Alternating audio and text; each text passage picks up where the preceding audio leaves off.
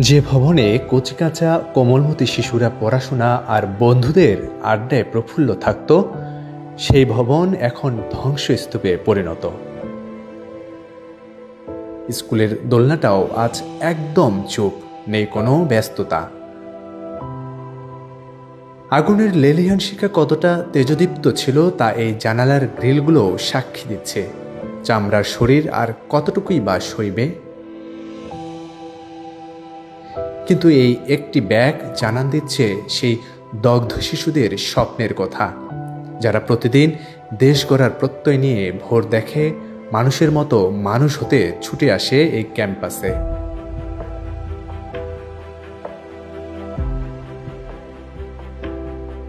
ঝলসে যাওয়া শরীর হয়তো কবরে শায়িত, নয়তো হাসপাতালে জীবন মরণের সন্ধিক্ষণে প্রহর গুনছে। তাহলে কি স্বপ্ন দেখা দোষের কিছু? দেশের ভালো চাওয়া কি এভাবেই বিভীষিকাময় দুর্ঘটনায় প্রাণ বিসর্জন দেয়া?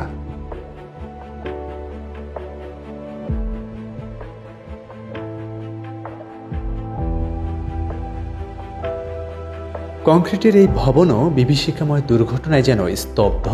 প্রাণ না থাকলেও সাক্ষ্য দিচ্ছে এখানে শিশুদের প্রাণের আসর জমত।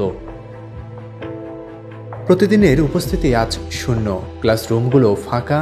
আগুনের লেলিহান শিখা শুধু শরীরে ঝলসে দেয়নি, পুড়ে ছারখার করেছে কাঠের কণাকেও।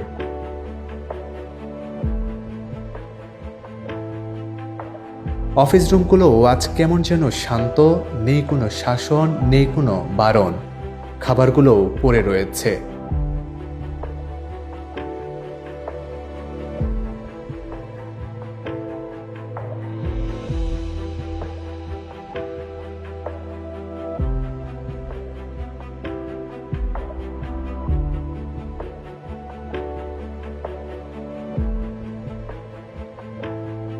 আমার দেশ, আমার প্রাণ, দেশের তরেই অম্লান।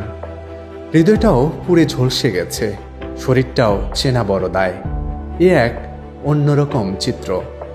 রক্তের ধমনী শিরায় কাঁটা দিয়ে ওঠা এই ফুটেজ বলে দিচ্ছে কতটা যন্ত্রণায় পড়েছে এক একটি প্রাণ, জ্বলে ছারখার হয়েছে চারপাশ।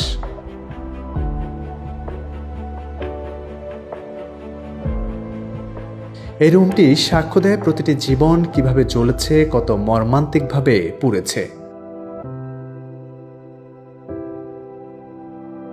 কতটাই না ছটফট করেছে এক একটি কচি আত্মা।